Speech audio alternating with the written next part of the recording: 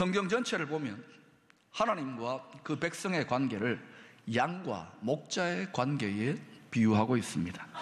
이사야 40장 11절에 이런 말씀이 나옵니다. 그는 목자같이 양떼를 먹이시며 어린 양을 그 팔로 모아 품에 안으시며 젖먹이는 암컷들을 온순히 인도하시리로다. 또 시편 100편 3절에도 비슷한 말씀이 나옵니다.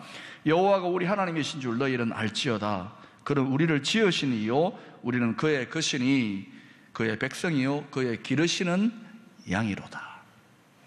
오늘 본문도 예수님과 그를 믿는 성도들의 관계를 양과 목자의 관계에 비유해서 오늘 말씀 전체를 전개하고 있습니다. 그런데 우리가 기억해야 할 것은 이 양과 목자의 관계가 그저 마냥 목가적이고 평화롭고 순조롭게 진행되는 것이 아니라는 것입니다. 말씀드린 대로 양에게는 제멋대로 하려고 하는 고집이 있습니다. 이 못된 고집 때문에 목자가 아무리 뛰어나고 훌륭하다고 하더라도 양 때문에 이 관계가 엉망진창이 되는 경우도 있습니다. 반대로 양이 아무리 유순하고 순종을 잘한다고 하더라도 목자가 변질되어지면 이 관계 또한 엉망이 되고 마는 것입니다. 신구약 성경을 우리가 살펴보면 목자 되신 하나님에게는 문제가 없어요. 그런데 하나님의 백성, 그 양된 하나님의 백성들에게 문제가 있기 때문에 늘 어려움이 이 관계 속에 있었던 것을 발견하게 됩니다. 분명한 사실은 양과 목자의 관계는 좋은 방향으로 내어버려두면 저절로 발전하는 것이 아니라 늘 긴장 속에서 깨어서 잘 가꾸고 또 발전시켜 나가야 한다는 것입니다. 그러니까 저절로 이 좋은 관계가 유지되어지는 것이 아니라는 것이죠. 요한복음 10장 3, 4절은 양과 목자의 바람직한 이상적인 관계를 이렇게 증거하고 있습니다. 여러분 읽어보십시다. 시작.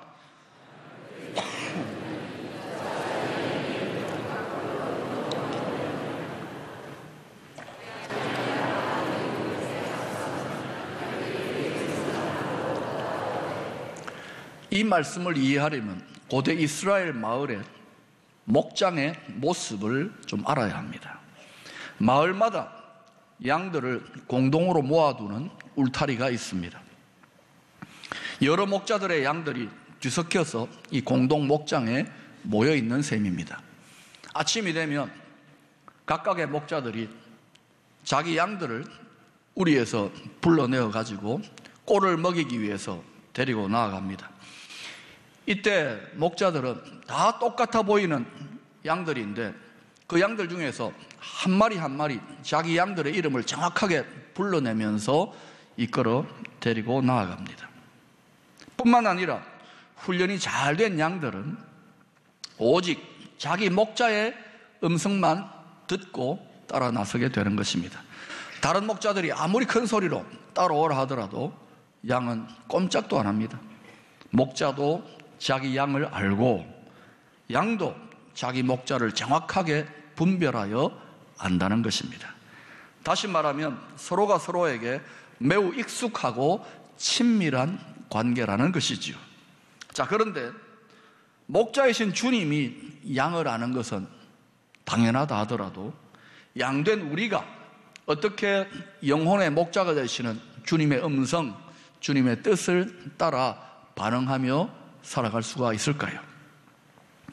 여러분은 하나님의 음성을 듣는 것, 하나님의 뜻을 아는 것에 대해서 어떻게 생각하십니까?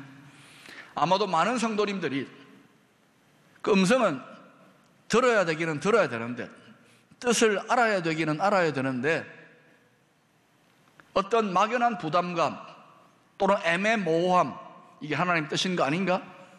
또는 어려움들을 다 느껴보았을 것입니다. 실제로 목사인 저도 그랬으니까요. 그래서 하나님의 음성을 듣는 법, 하나님의 뜻을 분별하는 법에 대한 책이나 강의들을 많이 읽고 듣고 섭렵해 보았습니다. 또 실제로 하나님의 음성, 하나님의 뜻을 분별하고 알아보려고 많은 기도를 드려보기도 했습니다. 그런데도 많은 경우에 속이 시원해지기보다는 뭔가 답답하고 애매한 그런 영역들이 사라지지 않는 것입니다.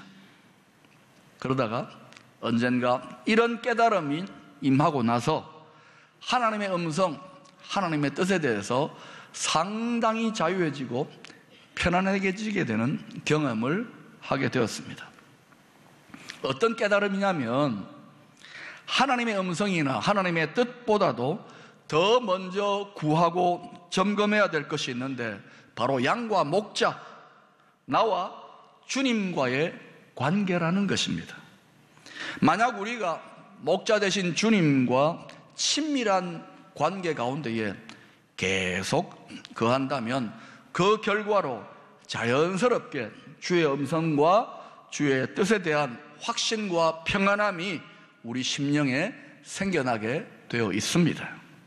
그런데 별로 주님하고 평소에 친밀한 관계를 가꾸어 가지도 않으면서 심지어는 그 관계가 꽉 막혀 있는데도 주님의 음성을 들려주세요, 주의 뜻을 알려주세요, 이렇게 기도하면 어떻게 될 것 같습니까?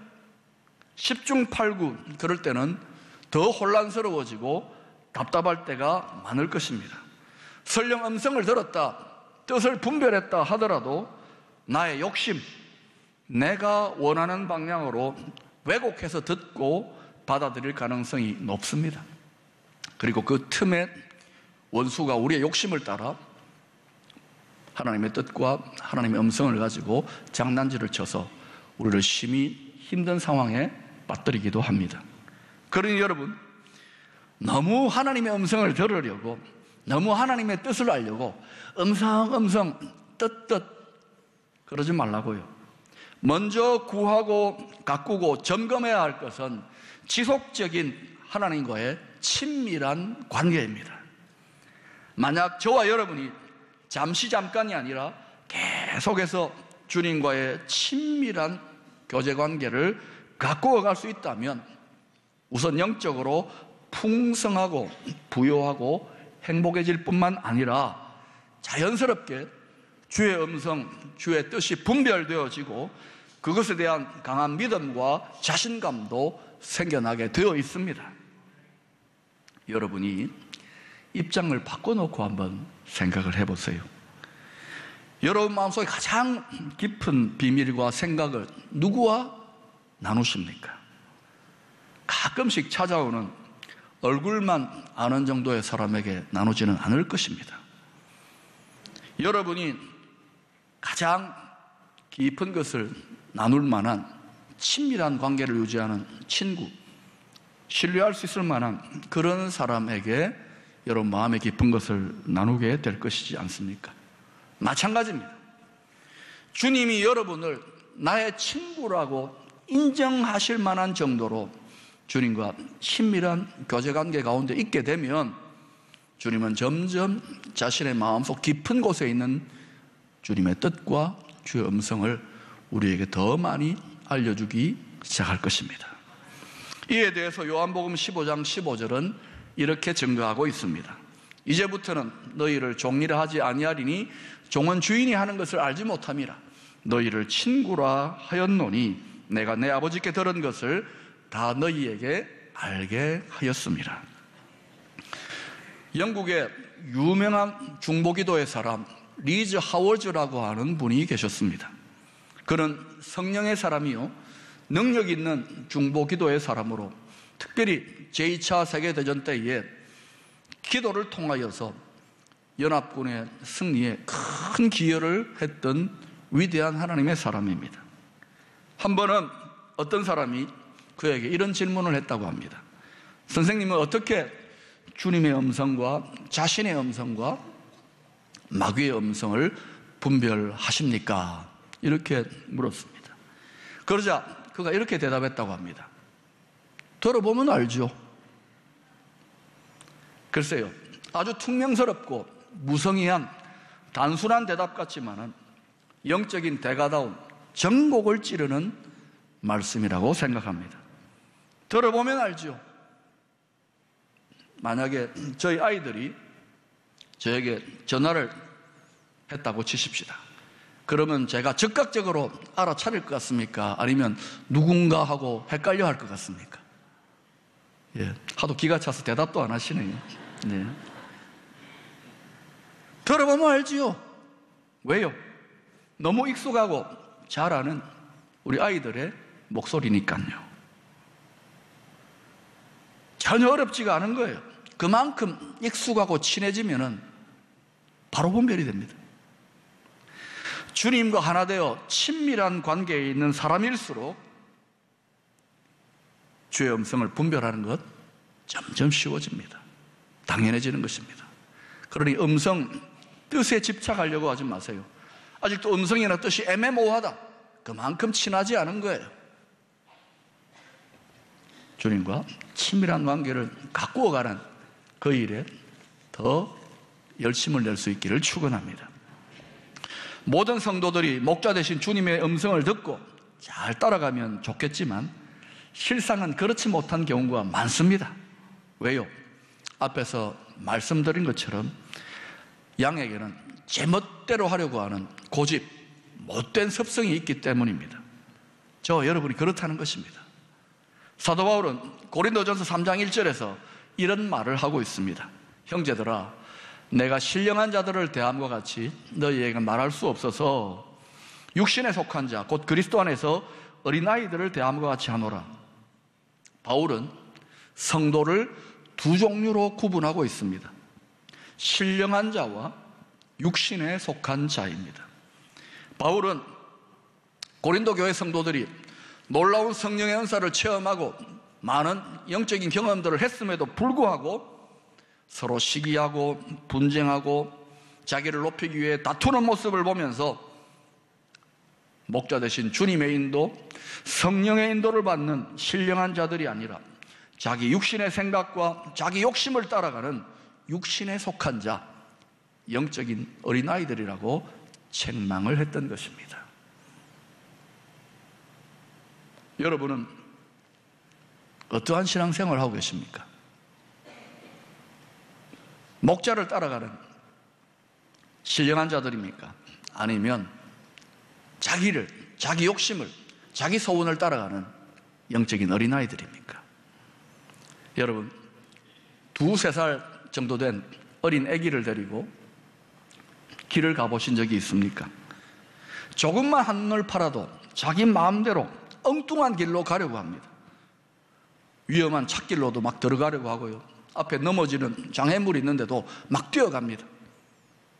그래서 부모가 손을 꼭 잡고 한시도 눈을 떼지 않고 인도하지요. 때로는 아이가 마음대로 하려고 고집을 피우고 땡깡을 부리고 울고불고 난리법석을 떨어도 부모는 잡은 손을 놓치지 않습니다. 절대로 그것을 용납하지 않고 인도를 하지요. 어떤 때는 때려서라도, 아주 야단을 쳐서라도 그렇게 인도를 하려고 합니다. 왜요? 부모가 아이보다 지혜롭고 부모가 아이를 사랑하니까 제대로 인도하려고 그러는 것입니다. 사랑하는 여러분, 지금 목자 되신 주님의 징계 가운데 있다고 생각되시는 분은 없습니까? 혹은 왜 이렇게 안 풀리는가? 징계인 줄도 모르고 속수무책으로 이 시간을 보내고 있는 분은 없습니까? 그 뼈아픈 징계 속에서 목자의 깊은 사랑과 목자의 뜻을 알아야 됩니다. 그리고 순종의 자세를 배워내야 합니다. 히브리서 12장 8절과 11절에는 하나님의 징계에 대해서 이런 말씀이 나옵니다. 징계는 다 받는 것이거늘 너희에게 없으면 사생자요 친아들이 아니니라. 무릇 징계가 당시에는 즐거워 보이지 않고 슬퍼 보이나 그로 말미암아 연단받은 자들은 의와 평강의 열매를 맺느니라. 우리의 삶을 인도하시는 주님은 11절에서 자신을 선한 목자라고 증거하셨습니다. 나는 선한 목자라. 선한 목자는 양들을 위하여 목숨을 버리거니와. 선한 목자 되시는 주님의 가장 중요한 성품적인 특징이 있다면 양들을 위하여 생명을 내어놓기까지 자기 희생과 대가 지불을 한다는 것입니다. 왜 선한 목자는 양들을 위하여 목숨까지도 버립니까? 양들을 사랑하기 때문에 목자 스스로가 자원하여 선택한 죽음입니다. 죽기 싫은데 어쩔 수 없어서 목자의 체면이 있고 책임이 있어서 마지못해 죽는 것이 아니라 사랑하기 때문에 살리기 위하여 죽는 것입니다. 18절에 나타나듯이 내가 스스로 버리노라. 이 생명을 버린다는 원어는 세금을 지불한다는 뜻입니다. 양들의 죗값을 대신 지불하기 위하여 목자가 죽는다는 의미를 갖고 있습니다. 로마서 5장 7, 8절은 이 선한 목자 되신 주님의 죽음에 대해서 이렇게 설명하고 있습니다. 여러분 읽어보십시다. 시작.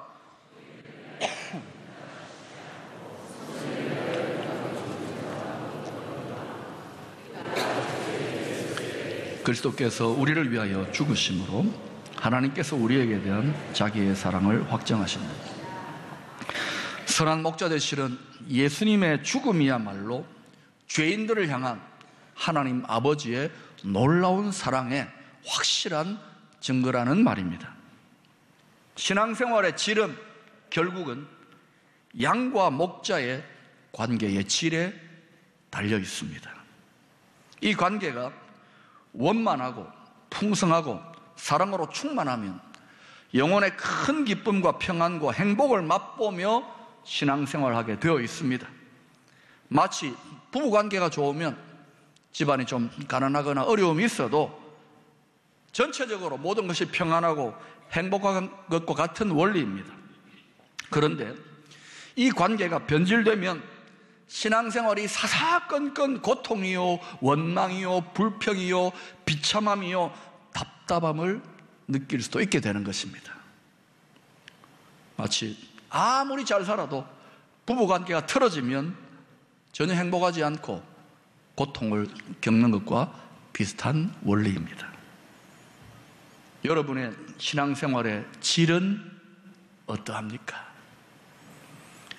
이 관계에 문제가 있는 상태에서 단순히 기도를 더 많이 하고 봉사를 더 열심히 하는 것은 대개 근본적인 치유가 일어나는 것이 아니라 단지 그 고통을 일시적으로 마비시키는 역할을 할 뿐입니다. 그렇다면 어떻게 근본적인 해결을 할 수가 있는 것일까요? 양과 목자의 관계를 철저히 점검하는 데 달려 있습니다.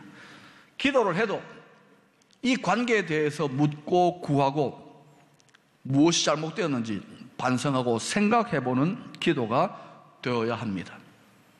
이 관계에 대해서 무엇이 문제이고 구체적으로 어디가 잘못되었는지 깨달아질 때 비로소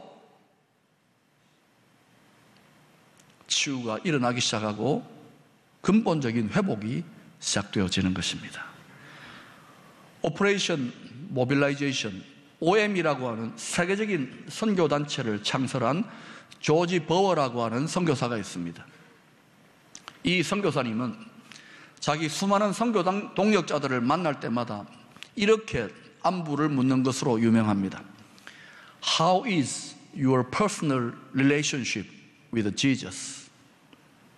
당신과 주님과의 개인적인 관계는 어떠합니까? 무엇을 묻고 있습니까? 양과 목자의 관계를 묻고 있는 것입니다. 이 거장은 선교 사역에 있어서 신앙생활에 있어서 성패가 핵심이 어디에 있는지를 분명히 잘 알았던 것입니다. 바로 personal relationship with Jesus. 양과 목자의 관계가 있다는 것이죠. 오늘 여러분의 신앙생활에 무엇인지 잘 풀어지지 아니하고 묶이고 혼란스러운 부분이 있다면 personal relationship with Jesus, 양과 목자 이 관계에 대해서 깊이 고민하고 기도하고 점검해야 할 것입니다. 사랑하는 여러분, 선한 목자 되신 주님은 언제나 우리 신앙의 모델이요 우리가 따라가야 할 모범이 됩니다. 그런데 우리가 놓치기 쉬운 사실은 주님은 선한 목자가 되실 뿐만 아니라 또한 양이기도 하다는 사실입니다. 예수님은 양과 목자의 관계에 있어서 양과 목자 두 신분 모두에 대해서 우리에게 완전한 본이 되어 주십니다. 첫째로 양에 대한 모범입니다. 좋은 양은 목자의 음성을 듣고 목자를 절대적으로 신뢰하고 순종하는 양입니다. 예수님 스스로가 참 목자가 되시는 하나님의 어린 양으로서 하나님을 절대적으로 신뢰하고 순종하는 본이 되는 삶을 보여주셨습니다. 이에 대해서 빌립보서 2장 7, 8절은 이렇게 설명하고 있습니다. 오히려 자기를 비워 종의 형체를 가지사 사람들과 같이 되셨고 사람의 모양으로 나타나사 자기를 낮추시고 죽기까지 복종하셨으니 곧 십자가에 죽으십니다.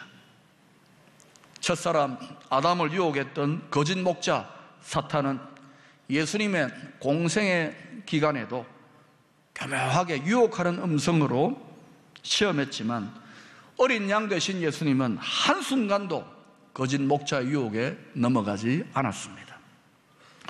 철저하게 죽기까지 참 목자 되신 하나님 아버지의 음성, 하나님 아버지의 뜻을 따라가셨습니다. 주님 스스로가 우리들과 같은 양이 되셔서 목자 되신 하나님을 따라갔다는 말은 양이 된 우리들이 겪는 신앙생활의 모든 시험과 인생의 유혹과 어려움들을 잘 아신다는 것을 의미합니다. 왜냐하면 스스로 양이 되어 보신 주님이 다 겪어보신 일이기 때문에 그렇습니다. 양의 사정을 양 자신이 더 잘 알지 누가 더 잘 알겠습니까? 양의 사정을 돼지가 잘 알겠습니까? 사람이 잘 알겠습니까? 양의 사정은 양이 잘 아는 것입니다. 그래서 선한 목자 되신 주님이 놀랍게도 양이 되셨어요. 그래서 시험당하고 유혹받아 넘어지는 우리들을 능히 도우실 수 있을 뿐만 아니라 정죄와 판단이 아닌 은혜와 사랑으로 끝까지 시험당하고 유혹받기 쉬운 우리들과 함께 하신다는 것입니다. 그래서 우리가 선한 목자 되신 주님을 따라간다는 것은 다르게 말한다면 우리가 겪고 있는 모든 시험을 함께 겪으시고 이겨내신 양이 된 우리들의 사정을 너무도 잘 아시는 어린 양 되신 예수님을 따라간다는 의미가 있는 것입니다. 양 된 우리들의 완전한 모범을 보여주신 어린 양 되신 주님을 항상 잘 본받을 수 있기를 축원합니다. 두 번째로 목자에 대한 모범입니다. 주님은 또한 양된 우리들에게 사명을 주십니다. 그것은 다른 양들을 섬기고 인도하는 목자의 사명입니다. 근본적으로 양된 우리 모든 성도들은 또 다른 양을 섬기는 왕같은 제사장으로서의 목자의 사명이 우리 모두에게 주어져 있습니다. 모든 성도들은 목자로서 주님의 우리에 들지 아니한 방황하고 헤매이는 이 세상의 길 잃은 양들을 인도해야 할 복음 증거의 사명을 다 받았다는 것을 기억하시기를 바랍니다. 그러나 좁게는 훈련과 연단을 많이 받고 공동체의 인정을 받은 교회의 지도자들에게 이 목자의 사명이 주어져 있습니다. 모든 성도들에게 목자의 사명이 주어져 있지만 또한 하나님은 자신의 소중한 양을 아무에게나 맡기지 않는다는 것을 알아야 합니다. 하나님의 소중한 양들을 목양하는 사명을 맡은 교회 지도자들은 실상은 엄청난 책임을 목자장 되시는 주님께 받았다는 것을 두렵고 떨림으로 깨달아야 할 것입니다. 이 사명을 잘 감당하면 상급과 영광과 칭찬과 축복도 크지만 잘못 감당하면 더 큰 책망과 심판과 징계와 화가 따른다는 것을 엄숙히 기억해야 할 것입니다. 우리로 말한다면 교회의 모든 목회자들, 장로, 권사, 안수집사님들, 그리고 순장, 순모님들, 양육교사들과 교학교 교사들과 각종 모든 영역의 봉사자들을 말합니다. 베드로전서 5장에서 사도 베드로는 목자의 사명을 맡은 교회 지도자들에게 이렇게 권면하고 있습니다. 하나님의 양무리를 치되 억지로 마지못해서 감당하지 말라는 것입니다. 자원함으로, 기꺼이 감사함으로 해야 하고, 더러운 이득을 위하여, 자기를 높이기 위하여 목자의 직임을 감당하지 말라고 경고합니다. 또한 지나치게 권위적인 태도를 버리고 매사에 겸손한 섬김을 통하여 양무리의 본이 되라고 권면합니다. 이렇게 목자의 사명을 잘 감당한 목자들에게는 시들지 아니하는 하늘의 영광이 약속되어 있다는 것을 증거하고 있습니다. 좋은 양의 완전한 복음을 보여주신 어린 양 예수를 잘 본받기를 소망합니다. 또한 선한 목자 대신 주님을 본받는 좋은 목자들이 다 될 수 있기를 소망합니다.